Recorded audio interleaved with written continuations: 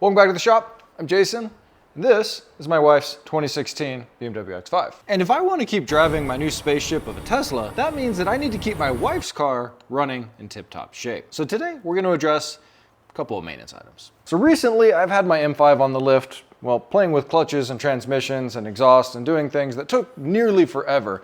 And the brake fluid flush light came on back in September, so it's time to do a brake flush. I'm also going to change the oil. We're at about 7,000 miles, and I try to go in that 7,000 to 8,000 range with the type of driving that we're doing. And then out back, the parking brakes have been kind of sticky lately, and sometimes what we're noticing is when we go to back out of the garage, it just kind of hesitates. You got to give it some gas, then it breaks free.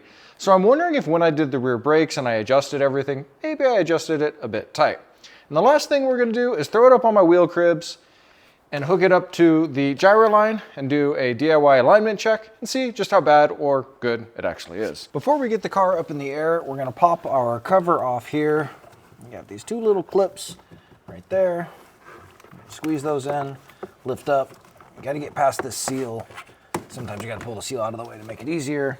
And then you got to push this corner in. We don't have the little pop rivet there because I don't feel that it's necessary each time. And then a little clip in the back here to pop this side out. If you're going to be changing your microfilters, they're right here. Come on over to this side. If you look down in, here's your little clip. You pull this back, and then these guys lift up, and you can wiggle, wiggle, wiggle. Just fits in there. Come on, there it is. And then your microfilters are here. I changed them last oil change, and they're in pretty good shape. A little dusty, but this is the desert, so I'm not changing them this time. Now we can pop this cover up to get to our brake master. And you can see our fluid levels just below full. There are a couple of things you can do to check to see if it's time to change your brake fluid. A lot of people hem, haw, and whine and say, well, you don't need to change brake fluid. It's fine. Nothing happens. Yada, yada, yada. Shut up. No. Change your brake fluid. I suggest doing what BMW says. Do it every 2 years. Protect your brake system from corrosion down in there. But if you want to be super nitpicky like me, you can get a brake fluid tester that's going to measure the percent of moisture or water in the system, and it'll tell you if you've gone too far. Now, I have changed this fluid on a regular, but let's go down in here, and you can see right there we're in the okay range, less than 1%, but what I would prefer is 0% on my fluid.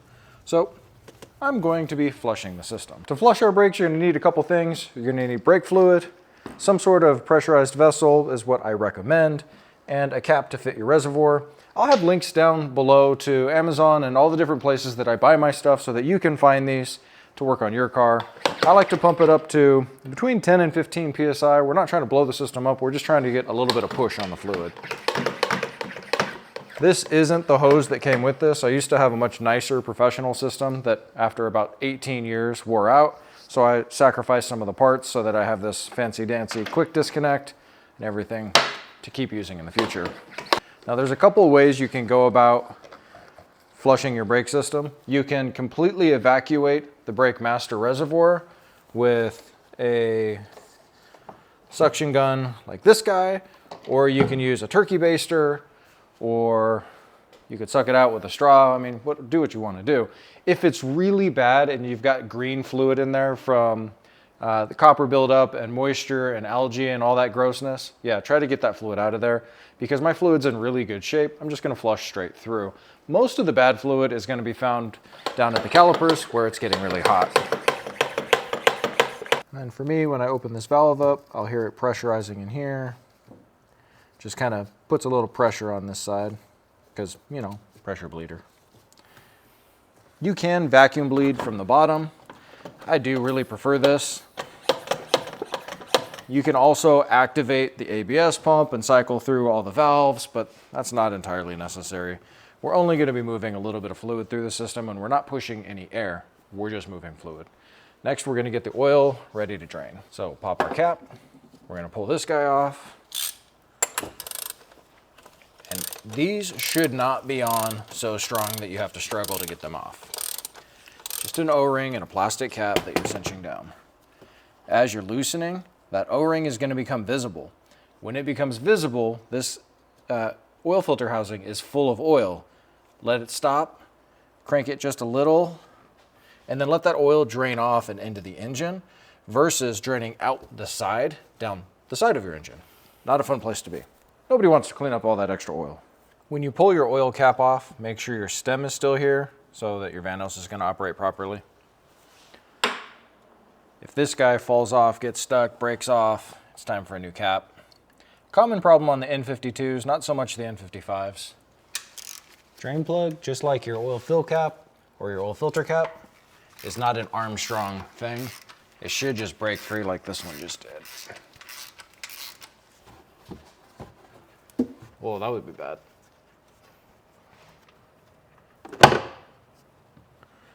Ooh, look how clean that oil is. That's exactly what I want to see. It's got a little bit of cloudy shadiness. That's from the Ceratec that I run. Try to run that every other oil change or thereabouts. The laminar is so cool. Yeah, looks good. You want to start with the right rear wheel or the furthest wheel from the brake master. So I suppose if you're in Europe and it's right-hand drive, you're going to do the left rear wheel. And then if it's so tight you can't get it with an open-end wrench or it feels like it's slipping, put a line wrench? I don't know, the name of the wrench just slipped out of my brain. Instead of one of these, you want one of these that wraps around the fitting. So you're getting 1, 2, 3, 4, kind of 5, 6 points of contact versus the 3 or so here. So as you can see, our fluid has a slightly green hue, and if you get in there really close, you can kind of see the gradient of the fresh fluid coming out. One of the jobs of our brake fluid is to protect all of the metallic surfaces in the entire system from corrosion, and thereby trying to accept all and any debris getting stuck in the fluid and moisture and things like that. The green is a sign of that. Your fluid at your calipers sees the greatest heat differential, and it's going to have the most degradation of the fluid. So this is yet another reason to be doing a brake flush. Once we get all 4 wheels done, I'll go ahead and I'll retest this fluid to see if there's any difference in the moisture from here to the reservoir. So we're going to do right rear, right front, left front. Don't forget in your little plastic bag of goodies here with your oil filter to get your new crush ring out. And then your drain plug only gets torqued to, how much is it, Judah? 25 Newton meters. 25 Newton meters. These don't have to be that tight. You're just holding the oil in there, you're not holding pressure back.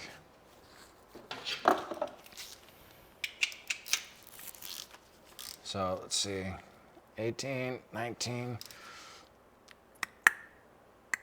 25. I think that was more like 24.3. It's possible. I did have the flex head, and that will change the pivot momentum. So maybe. All right, if you look at our brake reservoir here, you can see that our fluid level actually went down.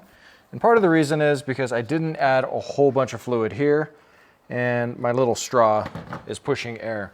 But part of the reason that I like this setup is because there's still fluid in the reservoir when we start, so we've got a combination of effects to protect ourselves from blowing air into the system. So long as you don't go and open up one of your brake bleeders and walk away. Ask me how I know, because I have definitely done that. So I just bleed the pressure off and then pull her back apart, and then we're going to top off our reservoir. Now when you go to top off your reservoir, it's important to note that you probably shouldn't top it off much past where it was before, and that's for a couple of reasons. You see, as your brakes are wearing down, or your brake pads are wearing down, they're squeezing in, which means the fluid is filling the gap with the piston. If you fill this all the way up to the top and then you take it to get your brakes done, and it's not a great place or they're in a rush, they're gonna compress those pistons, pushing the fluid back up, and because this is a ventilated system, that fluid's gonna come back out and drip out all over the place. Now, if they're good at what they're doing, they'll clean up, and they would have checked the fluid level in the first place. If you're doing it at home, that's something for you to bear in mind if you're doing your own brake job, that your fluid level will have lowered. Somebody may have topped off the fluid because they saw the fluid low, and as you're pushing that caliper back open, you're pushing fluid up out of here. So just a couple of things to check before you get too far into one of your own repairs. Look at how creamy that is now.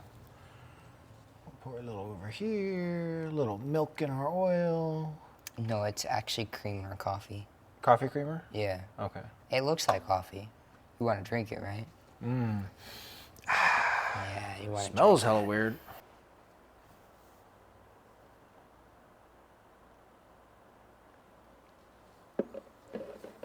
Don't forget on your oil fill cap, you've got your 2 O-rings. Got your big seal here. And then you've got your little Vano seal down in here. Pop these guys off and install your new ones from your handy dandy bag.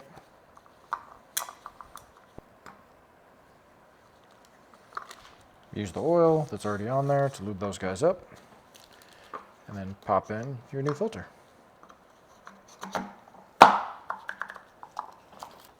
Look at all that coffee creamer in there.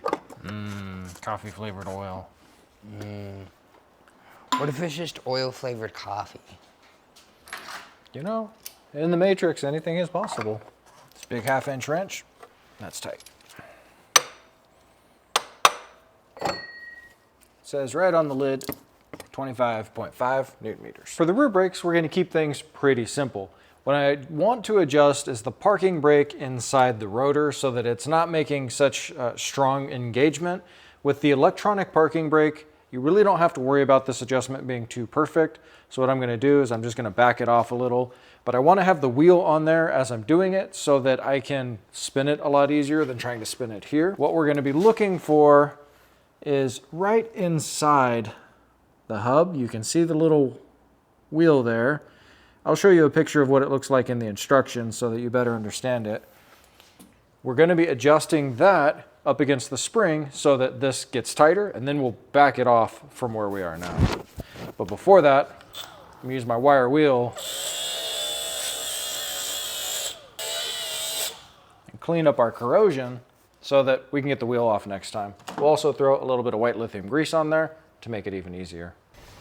So what I like to do here is I like to adjust the brake until the wheel stops moving, or at least that I can feel that it's engaged at that point. And then the instructions call for bringing it back 10 clicks. I usually go somewhere between the 5 to 10 depending on how much shoe was left in there. I know in this case when I did the brakes, the shoes were in darn good condition, so 10's going to work out really well. Feels pretty good. I can hear just a tiny little bit of drag, but I'm going to take that out. 1, 2, 3. All right. And no, I'm not torquing it with my impact gun. I'm just getting it tighter, and then we'll torque it later.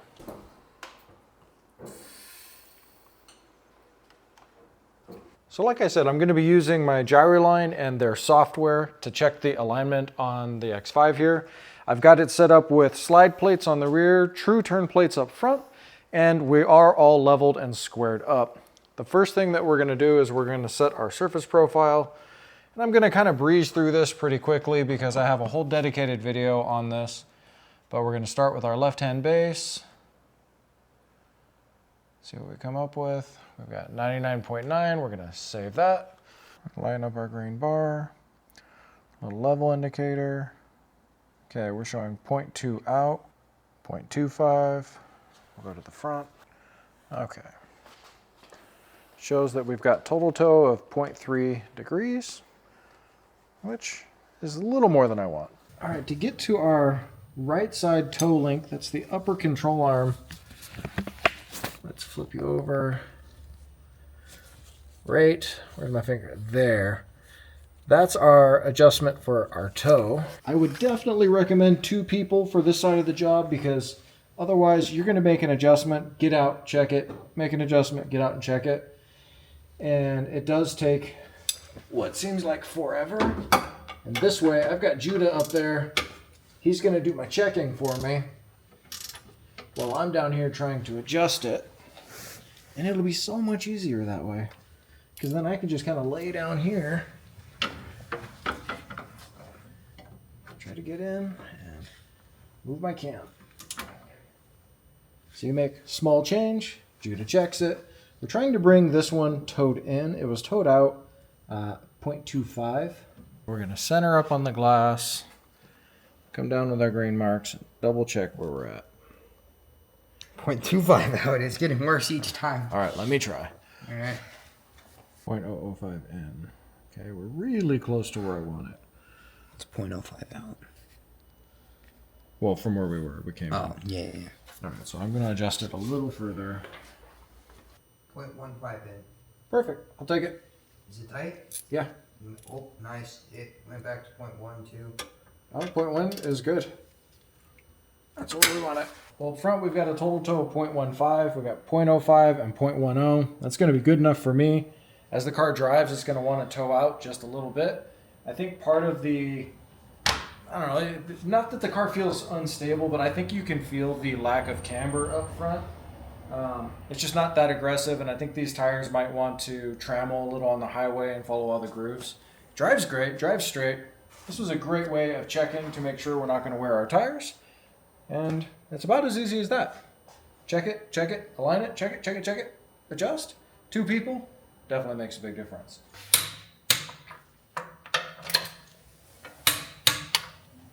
I'm pretty dang close. Pretty close. Pretty much there. So the first thing we've done is get the car started back up. We need the oil to be warm enough that this icon lights up here. And we're going to go to start measurement to see what our oil level is like. It's going to raise the RPM, push that stuff around, and see what's going on. Next up, I'm going to connect BimmerLink so that I can reset everything here in the car. I've got my OBDLink CX. That's a wireless dongle hanging out down there.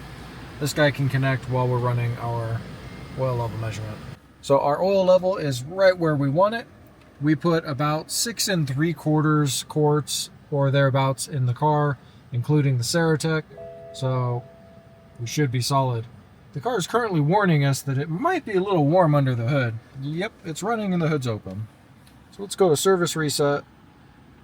Sometimes this can be a problem if the car's running. Make sure your parking brake's on, you're in park. We're going to reset our oil change. Reset service. Looks like the service has been reset. We'll go back and double check it and go to our brake flush. Let's see, brake fluid. It's been serviced 4 times and it's about to be serviced again. So that's 5 times in 10 years. That's about accurate, right? So Judah thinks we're going to read in the bad scale at 3%. I think it's still going to be between 1 and 2. Double check, says 0. Got a clean container here.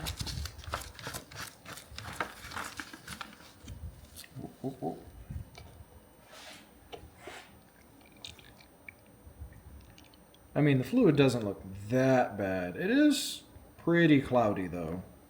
Brake fluid should be either clear to a light tan, and it should be pretty clear to look through, or opaque at best.